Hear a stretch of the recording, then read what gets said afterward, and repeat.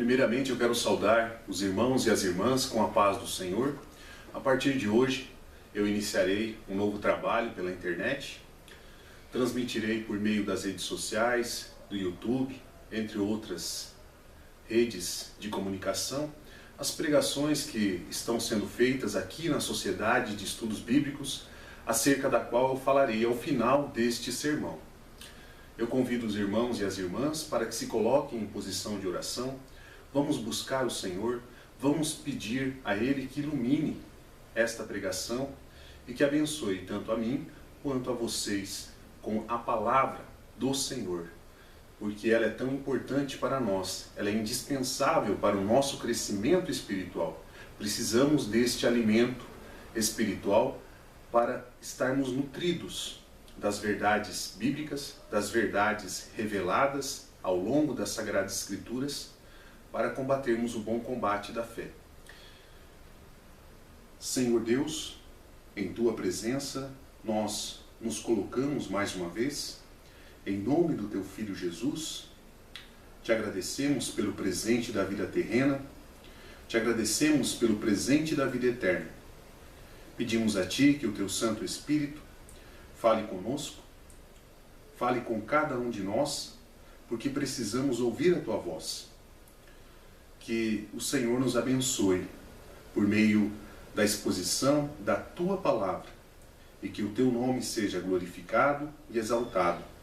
Abençoe o meu irmão, abençoe a minha irmã que irão me ouvir a partir deste momento. Que o Teu Santo Espírito esteja com cada um deles, assim como está comigo aqui neste momento. Nós te louvamos e te agradecemos e fazemos essa oração em nome do Teu Filho Jesus. Amém.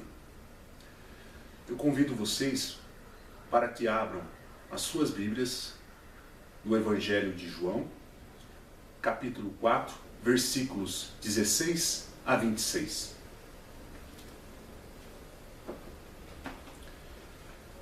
Evangelho de João, capítulo 4, 16 a 26.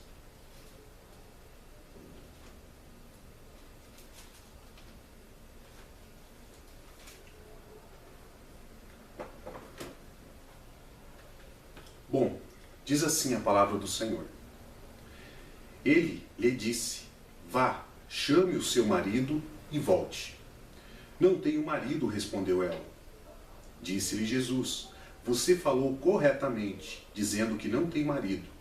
O fato é que você já teve 5, e o homem com quem agora vive não é seu marido.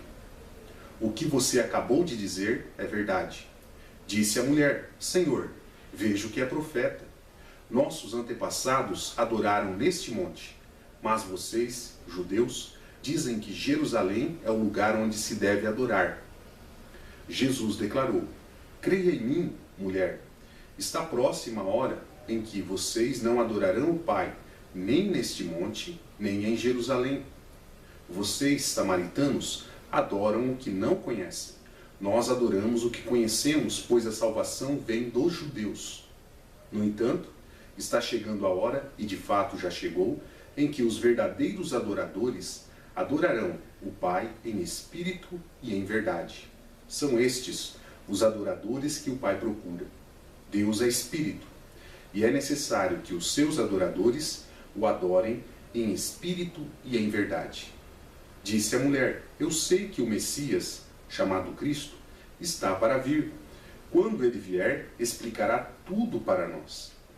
Então Jesus declarou: eu sou o Messias, eu que estou falando com você. Bom, o título do sermão de hoje é Criados para Adorar. Criados para Adorar é o tema deste sermão de hoje. E eu quero começar com uma série de perguntas com o objetivo de introduzir este sermão. A primeira pergunta é: o que motivou Deus a criar o ser humano? O que motivou Deus a criar o ser humano foi o seu amor. Deus criou o ser humano com o propósito de amá-lo. E o amor é sem interesse. Não houve interesse em Deus para criar o ser humano. Deus criou o ser humano apenas porque queria amar alguém. E é um privilégio ser amado por Deus. No entanto, nem todos os homens são amados por Deus. Somente são amados por Deus aqueles que o obedecem, aqueles que andam em novidade de vida, aqueles que nasceram do Espírito e que não vivem mais sujeitos aos desejos pecaminosos da carne. Esses agradam a Deus. E Deus ama tais homens. Bom, e por que Deus criou o homem? Deus criou o homem para demonstrar a sua glória, para demonstrar os seus atributos eternos. O homem foi criado à imagem e semelhança de Deus. E estampado no homem está alguns dos atributos do Senhor, ainda que em grau finito. E qual é o dever do homem para com Deus? O dever de todo homem para com Deus, para com o seu Criador, consiste em adorá-lo, consiste em amá-lo acima de todas as coisas. Esse é um dever que todo homem tem para com o Criador. E de que maneira o amor que deve ser prestado unicamente ao Senhor é expresso através da vida do homem? Ele é expresso por meio da adoração. Então, Deus espera que o amor que cada homem deve prestar a Deus seja expresso através de sua adoração a Ele. E o homem é um ser que adora. O sentimento de adoração foi colocado no ser humano pelo próprio Deus. E aqueles que tiveram a oportunidade de conhecer um pouco, de estudar um pouco a respeito da história das religiões, tiveram a oportunidade de perceber que em todas as sociedades humanas, ao longo da história, sempre houve a presença da religião. Então a religião sempre foi um fenômeno presente em todas as culturas, em todas as sociedades ao longo da história. O homem sempre buscou se aproximar do Criador.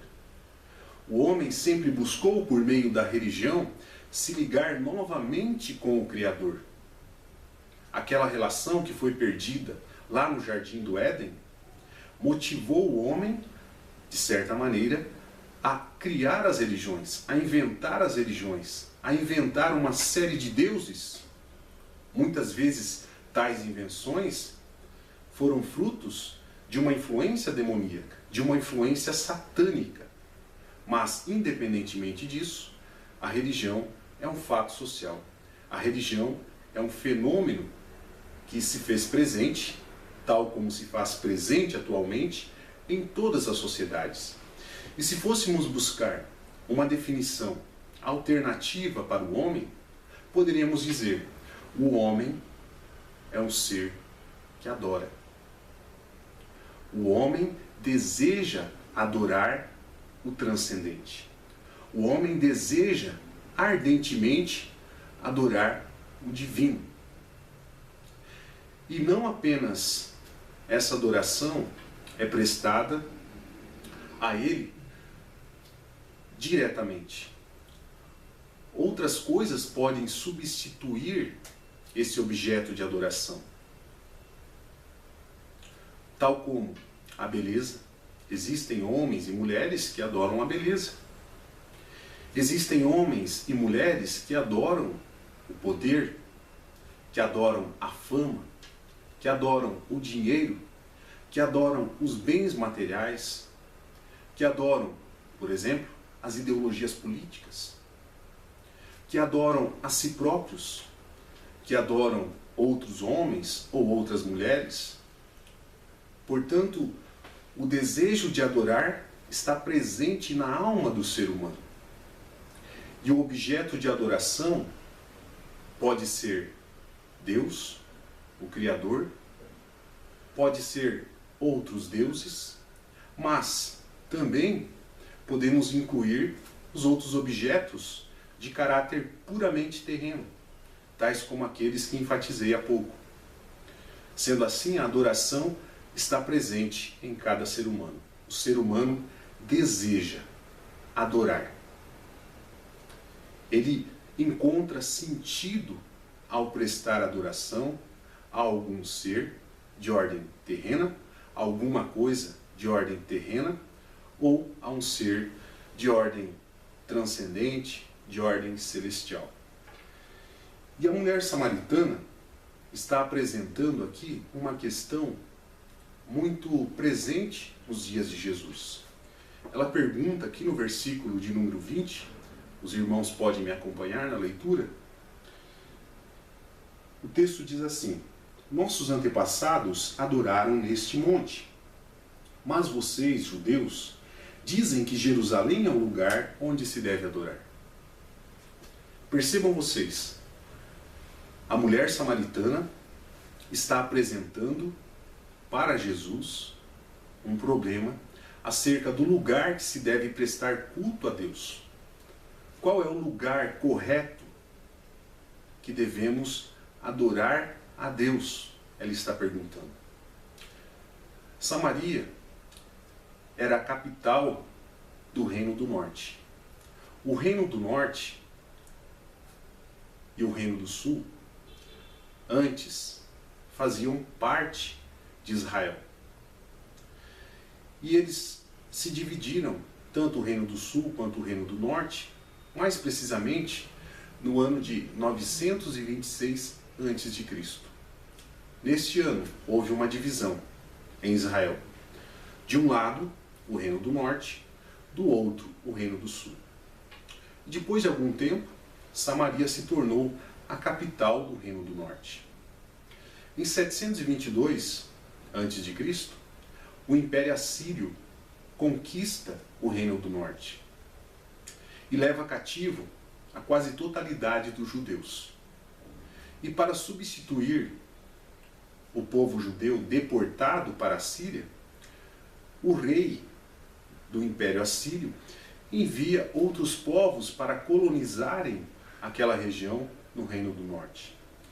E disso procedeu a mistura entre os judeus com os gentios, ou os estrangeiros, ou, melhor dizendo, aqueles que não eram judeus.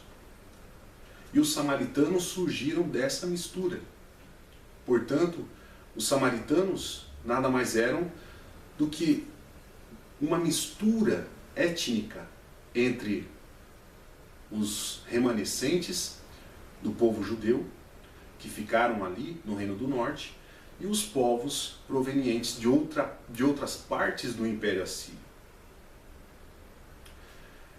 E os samaritanos sempre defenderam que se deveria prestar culto ao Senhor em um monte chamado Gerizim. Então a mulher samaritana, ao dizer que os antepassados dela haviam adorado neste monte, ou seja, no monte Gerizim, estava defendendo implicitamente que neste lugar que se deveria prestar culto a Deus. Por outro lado, os judeus diziam que o verdadeiro lugar que se deveria prestar culto, que se deveria prestar adoração ao Senhor, era em Jerusalém, no templo de Jerusalém. Percebam vocês o embate entre os samaritanos e entre os judeus a respeito do verdadeiro lugar que se deveria prestar culto a Deus. E mais abaixo, Jesus, ele apresenta um outro lugar de adoração. Ele se opõe, de certa maneira, a essa questão que diz respeito ao lugar de adoração a Deus. E Jesus diz, alguns versículos mais abaixo, no versículo 23, acompanhem. No entanto, está chegando a hora, e de fato já chegou, em que os verdadeiros adoradores adorarão o Pai em espírito e em verdade. São estes os adoradores que o Pai procura. Deus é espírito e é necessário que os seus adoradores o adorem em espírito e em verdade. Portanto, Jesus está apresentando aqui um outro lugar de adoração a Deus. Qual é esse lugar? Esse lugar é a própria alma do ser humano. E não de qualquer ser humano, do ser humano nascido do Espírito, do ser humano que se arrependeu dos seus pecados e confessou a Jesus como Salvador e Senhor. Este ser humano tem o privilégio de adorar a Deus por meio de sua alma. Por meio de sua alma, ele entra em contato com o Criador. E nós entramos em contato com o Criador, nós, os nascidos do Espírito, por meio de nossa alma. A nossa alma entra em contato com Deus. E Deus está presente em nossas almas por meio do Espírito Santo. O Espírito Santo habita na alma de todo cristão sincero, de todo cristão verdadeiro. Deus está presente em nós.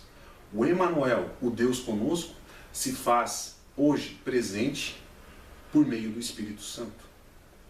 Jesus disse que iria, mas em breve enviaria outro conselheiro, outro consolador. E isso aconteceu, como descreve Atos 2. O Espírito Santo desceu sobre os apóstolos.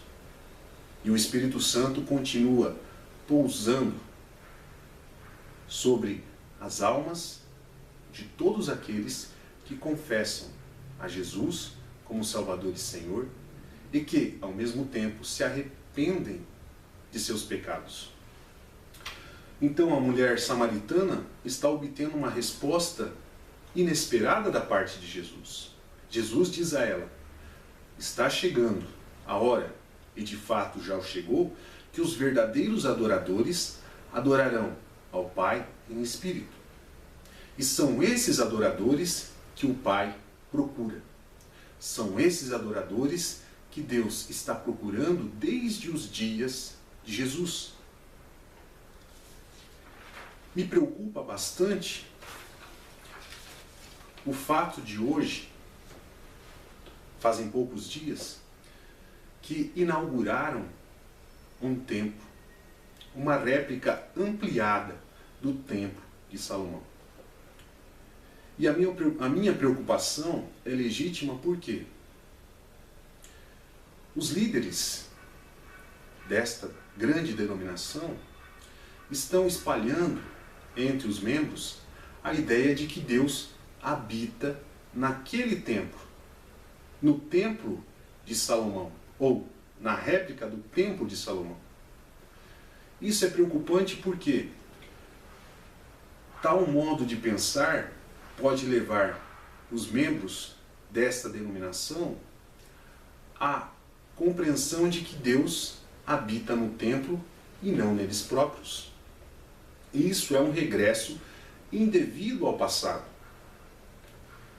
Tais líderes e tais cristãos que porventura venham a pensar desta maneira estão prestando um desserviço a Deus. Deus não habita em templos como nunca habitou ao longo da história. Ele mesmo diz em Isaías 66, 1-2: o céu é o meu trono e a terra o estrado dos meus pés. Que espécie de casa vocês me edificarão? É este o meu lugar de descanso? Então Deus disse, por meio do profeta Isaías, que profetizou por volta do século 8 a.C., que não habitava em templos construídos por mãos humanas. É um engano dizer que Deus habita em templos. Deus hoje habita na alma de todo ser humano nascido do Espírito. É neste lugar que Deus habita por meio do seu Santo Espírito.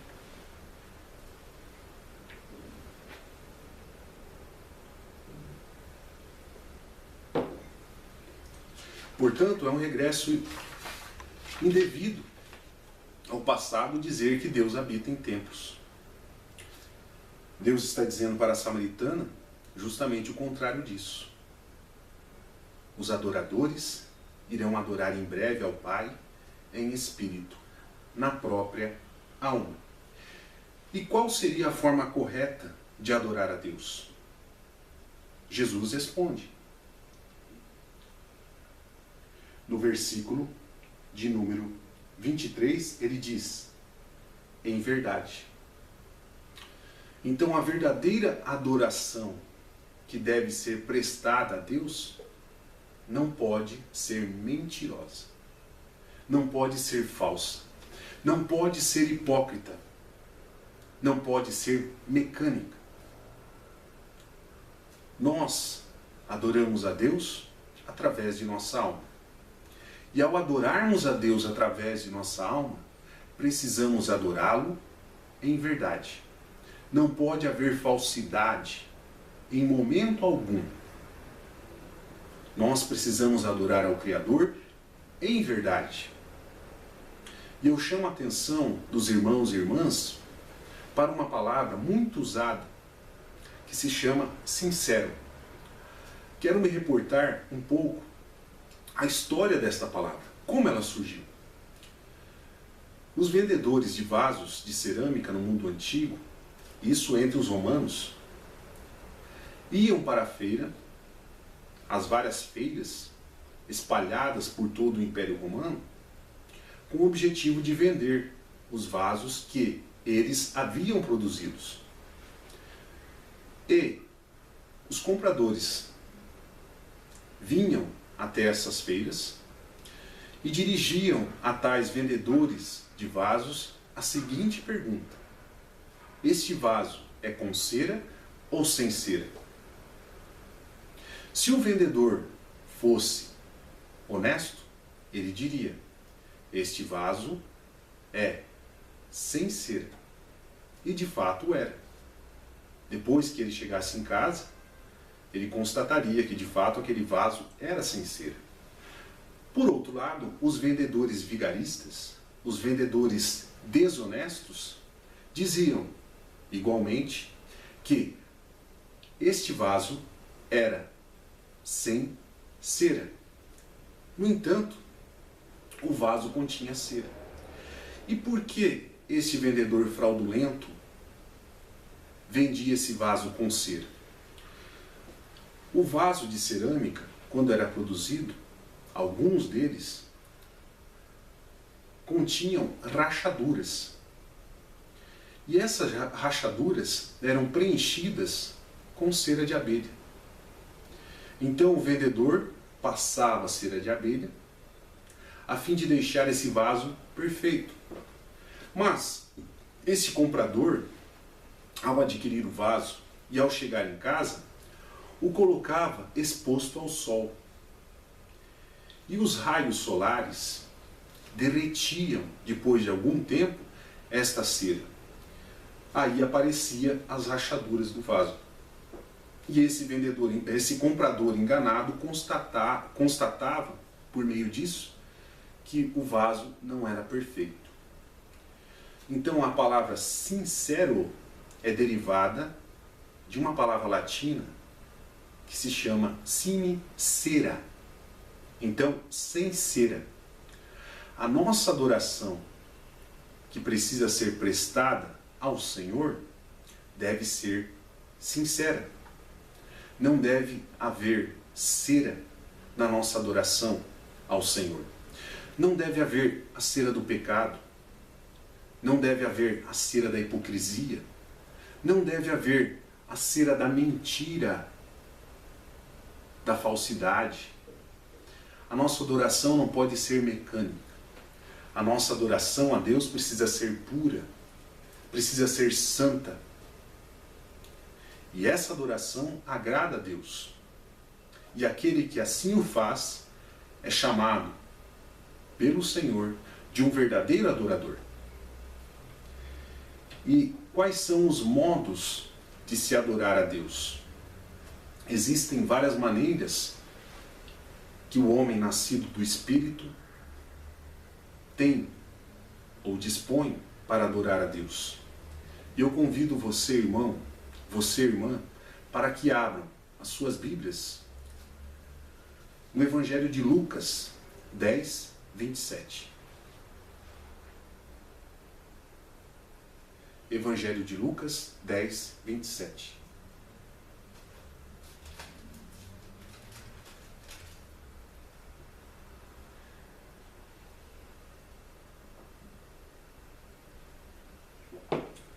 Então o texto bíblico diz assim: ele respondeu, no caso, o escriba. O escriba havia perguntado para Jesus o que era preciso para herdar a vida eterna. E Jesus, em seguida, no versículo 26, pergunta a esse escriba o que está escrito na lei. E ele responde logo abaixo, no versículo 27. Ame o Senhor, o seu Deus, de todo o seu coração, de toda a sua alma, de todas as suas forças e de todo o seu entendimento. O que ele está dizendo aqui? Ele está dizendo que Deus precisa ser amado por meio de tudo o que somos. E eu incluo, por meio de tudo o que fazemos. A adoração que nós, cristãos, precisamos prestar ao Senhor não pode se limitar apenas às palavras. Eu não adoro a Deus unicamente no momento em que estou entoando hinos e cânticos ao Senhor. Eu adoro a Deus por meio de tudo o que eu sou e através de tudo o que eu faço. Então nós adoramos a Deus por meio do nosso coração. E o coração nada mais é do que a sede dos sentimentos. Sendo assim, o nosso coração é o meio através do qual nós adoramos a Deus. No nosso coração não pode existir o sentimento pecaminoso da ira, da amargura, da avareza, das dissensões, da inveja, do ciúme, entre outros. No nosso coração precisa conter apenas os frutos do Espírito Santo, como Paulo descreve em Gálatas 5. Nós precisamos ficar atentos a isso. Adoramos a Deus também por meio do nosso coração, por meio dos nossos sentimentos. E nós adoramos a Deus também através das nossas forças. E força aqui está sendo utilizada como uma metáfora para a saúde. Nós adoramos a Deus por meio da saúde, da nossa saúde. Como estamos usando a saúde que o Senhor tem nos dado? Estamos usando a saúde que o Senhor tem nos dado para adorá-lo? Ou para servir aos desejos de nossa natureza pecaminosa? Eu estou usando a minha saúde para estudar a Bíblia? Eu estou usando a minha saúde para ir à igreja? Eu estou usando a minha saúde para pregar a palavra do Senhor, aonde quer que eu esteja?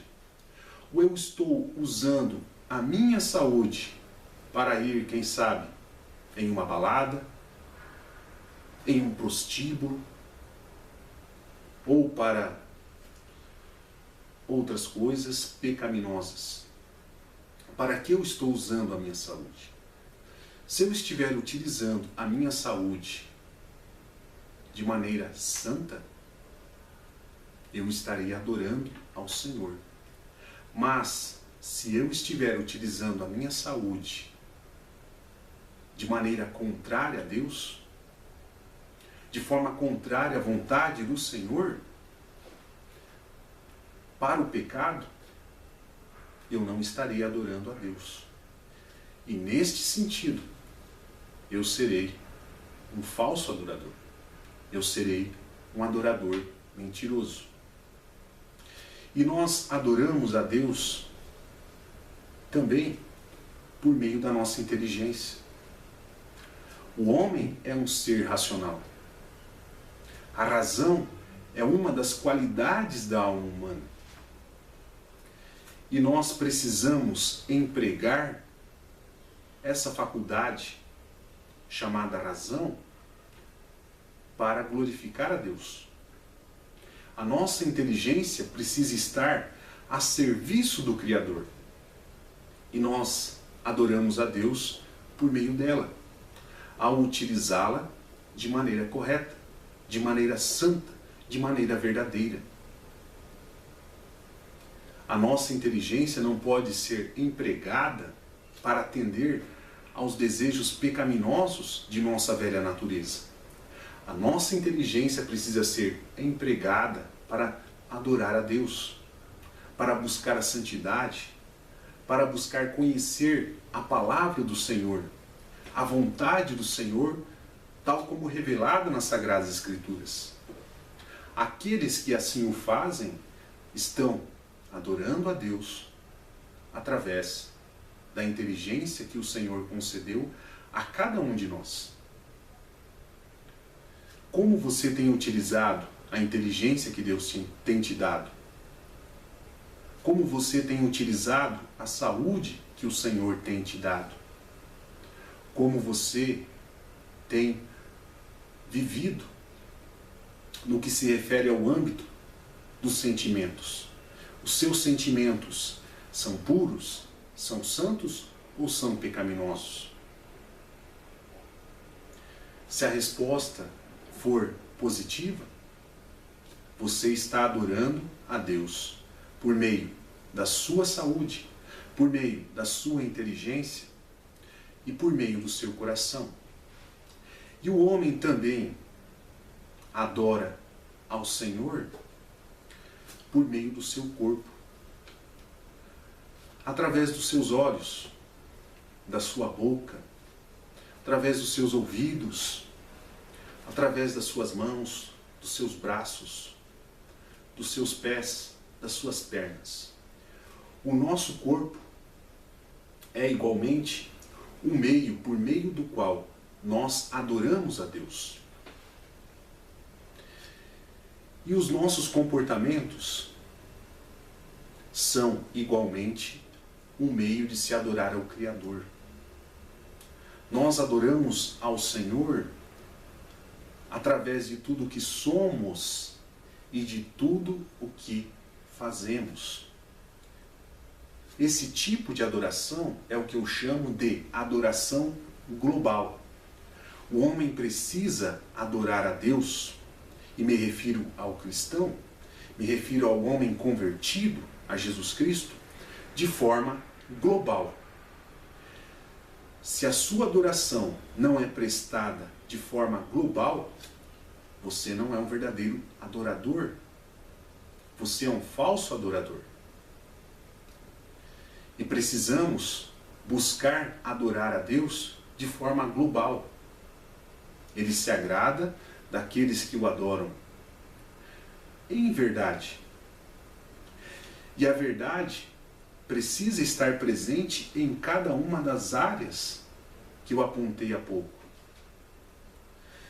Se adorarmos a Deus desta maneira, seremos considerados verdadeiros adoradores de Deus.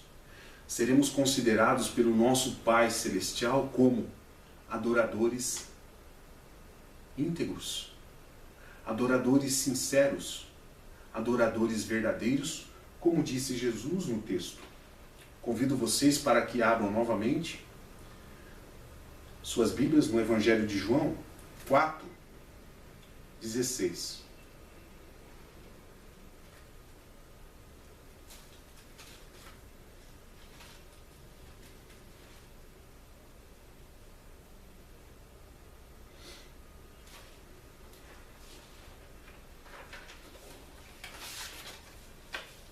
E a adoração, quando feita de forma global e verdadeira, ela produz resultados.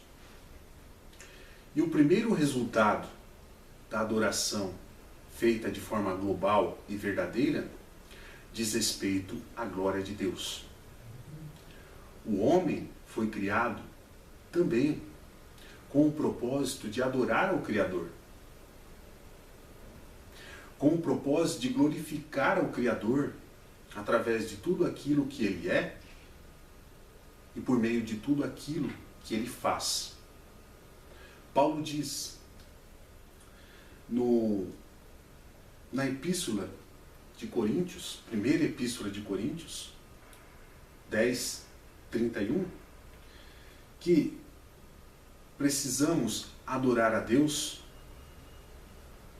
através de tudo que fazemos. Quer vocês comam, quer vocês bebam, ou façam qualquer outra coisa, façam tudo para a glória de Deus. O Pai Nosso diz o quê? Pai nosso que estás nos céus, santificado seja o teu nome.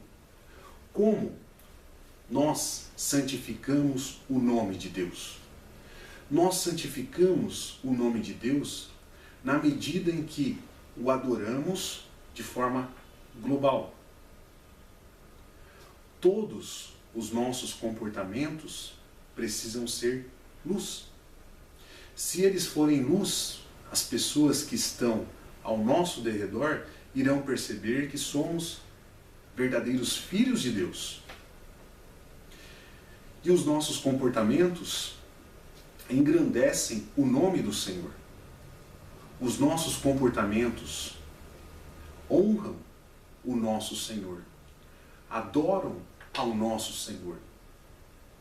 Por isso, os tais precisam ser verdadeiros, precisam ser sinceros. E se adoramos a Deus de forma sincera e verdadeira por meio dos nossos comportamentos, e incluo eu, por meio de nossa inteligência, do nosso coração, da nossa saúde,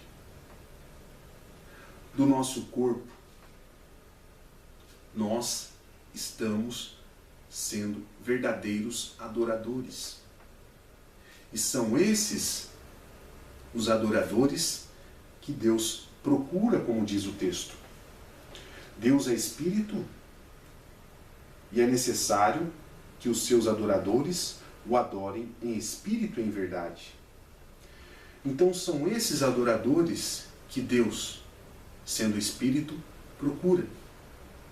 Nós adoramos a Deus por meio de nossa alma. Nós adoramos a Deus através de tudo o que somos e de tudo o que fazemos. E quando adoramos a Deus desta maneira, nós nada mais fazemos do que glorificar o nome do Senhor, do que exaltar o nome do Senhor, do que adorar o Senhor. É isso que Ele espera de cada um de nós. São esses os adoradores que o Pai procura. Diz João 4:23. Então, o primeiro resultado de uma adoração global feita de forma verdadeira e sincera, consiste na glória de Deus. E o segundo resultado, a vida eterna. Aquele adorador que adora ao Senhor por meio de tudo que Ele é e através de tudo que Ele faz neste momento, irá também adorar ao Senhor depois desta vida. Percebam vocês que a adoração também tem um aspecto soteriológico. A adoração, ela diz respeito também a nossa salvação. Se somos verdadeiros adoradores neste momento, aqui na terra, nós também iremos adorar ao Senhor por toda a eternidade. Então, se eu ou você somos adoradores verdadeiros, neste momento, também o seremos na eternidade. Por toda a eternidade, nós iremos adorar a Deus. E uma outra característica ou resultado da adoração global feita de forma verdadeira consiste no quê? Consiste nas bênçãos de Deus. O Senhor Jesus diz em Mateus 6,33 que deveríamos buscar o reino de Deus e a sua justiça acima de todas as coisas. E aqueles que adoram a Deus em espírito e em verdade estão, consequentemente, buscando o reino de Deus acima de todas as coisas. E aquele que busca o reino de Deus acima de todas as coisas é abençoado pelo Senhor. O Senhor Jesus disse que as suas necessidades básicas seriam supridas por Deus. Então, a adoração verdadeira também envolve as nossas bênçãos. Ela também diz respeito à bênção de Deus manifesta em todas as áreas de nossa vida. Seja em nossa saúde, seja em nossas finanças, seja em nosso emprego, nos nossos estudos, nos nossos projetos, sonhos, na nossa relação afetiva, nas nossas relações com os nossos familiares e amigos. Então a bênção de Deus, ela se manifesta na vida dos verdadeiros adoradores, dos adoradores sinceros, dos adoradores verdadeiros. Sendo assim, eu pergunto a você, como também pergunto a mim, temos sido bons adoradores?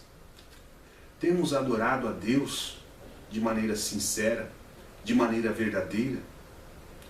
São estes os adoradores que o Pai está buscando. E se Jesus viesse hoje, eu ou você iríamos adorar a Deus na eternidade? Como tem sido a minha adoração? Eu tenho adorado ao Senhor por meio de tudo que sou e por meio de tudo o que faço? Eu tenho adorado a Deus não apenas através das minhas palavras usadas no momento em que entoo cantos e hinos a Deus, ou nos demais momentos onde converso com os meus amigos. Eu tenho adorado a Deus por meio disso? Tenho adorado a Deus por meio da minha inteligência, do meu coração, da minha saúde, por meio dos membros do meu corpo, dos meus comportamentos? Deus tem se agradado da minha adoração? Que Ele nos abençoe.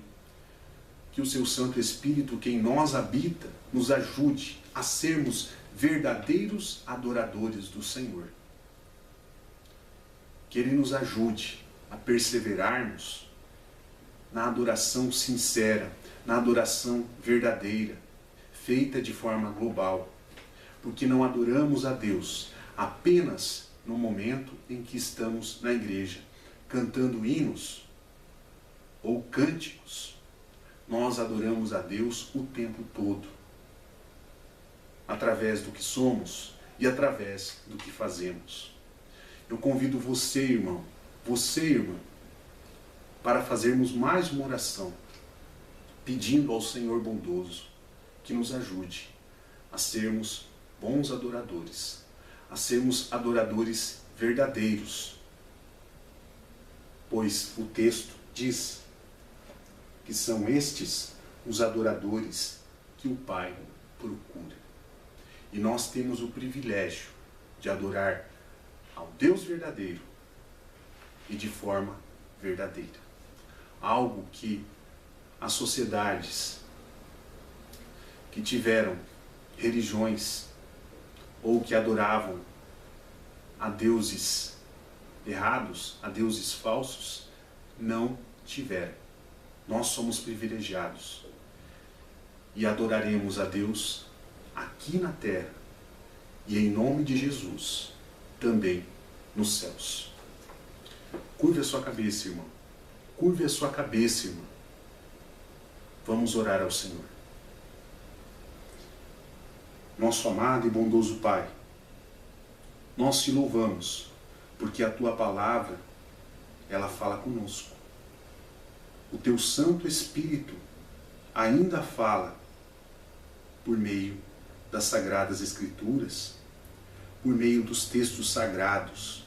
E nós te louvamos por isso, pelo fato da Tua palavra nos confrontar, pelo fato da Tua palavra nos instigar a sermos verdadeiros adoradores. E nós queremos, Pai, ser verdadeiros adoradores do Senhor. Nos ajude, Pai bondoso, a adorarmos ao Senhor por meio de tudo que somos e de tudo o que fazemos. E que o Teu nome seja exaltado e louvado. E que o Teu nome seja glorificado. E que as pessoas à nossa volta percebam que nós somos filhos do Pai Altíssimo. Que nós somos adoradores verdadeiros. Não adoradores hipócritas, adoradores mentirosos, adoradores que adoram a Deus por interesse. Não, Pai, não queremos ser esse tipo de adorador. Queremos ser adoradores verdadeiros, os adoradores que o Senhor tem buscado desde os dias de Jesus. Abençoe cada um de nós, em todas as áreas de nossa vida, que as Tuas bênçãos sejam derramadas sobre nós. Assim oramos, em nome do Teu Filho Jesus. Amém. Bom, eu falei no início que diria um pouco a respeito da Sociedade de Estudos Bíblicos. Esta mensagem foi pregada aqui na Sociedade de Estudos Bíblicos em uma das aulas. E a Sociedade de Estudos Bíblicos foi fundada no ano passado e a missão dela consiste em levar os participantes a crescer na graça e no conhecimento do Senhor.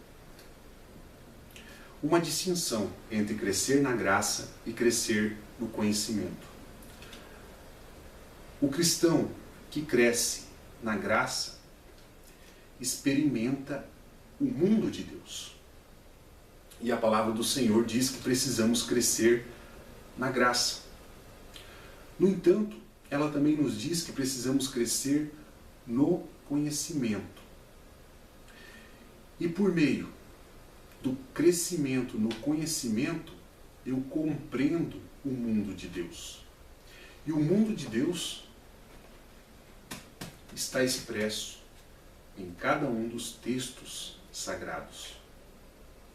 Por meio de cada um dos textos sagrados, eu compreendo com a ajuda do Espírito Santo o mundo de Deus. Mas essa compreensão exige esforço.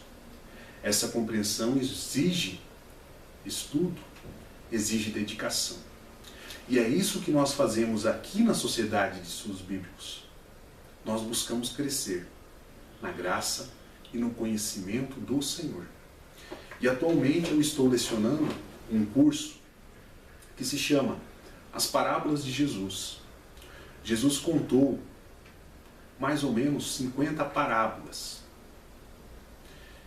E cada parábola tem muito a nos ensinar. Cada parábola tem muito a contribuir para o nosso amadurecimento espiritual. E felizes são aqueles que se debruçam sobre o estudo das parábolas, pois serão edificados abundantemente. E o Senhor tem sido gracioso comigo, tem sido gracioso com cada um dos participantes da Sociedade de Estudos Bíblicos. Cada vez que nos reunimos aqui para louvar ao Senhor, para ouvir a sua palavra, sempre há uma pregação antes das aulas, nós saímos mais abençoados, mais cheios da palavra do Senhor. E eu convido você, irmão, irmã, para que venha participar da Sociedade de Estudos Bíblicos. Eu tenho certeza que será uma bênção para a sua vida. Ela o ajudará a crescer cada vez mais na graça e no conhecimento do Senhor. Entre em contato comigo por meio do Facebook, que depois eu entrarei em contato contigo. Vamos conversar um pouco, vamos nos conhecer um pouco. E depois eu passarei a você, irmão, a você, irmã, o endereço da Sociedade de Estudos Bíblicos. Eu não cobro nada para ensinar a palavra do Senhor. O único gasto que você vai ter é o gasto de vir até aqui. Para adiantar, eu estou localizado próximo da Avenida Paulista, bem próximo do metrô Consolação. Entre em contato comigo e que o Senhor Todo-Poderoso te abençoe abundantemente, ricamente, em todas as áreas de sua vida. Seja um verdadeiro adorador. Seja um adorador que adora a Deus de forma global. E que Ele nos abençoe. Deus seja louvado. Em nome de Jesus. Amém.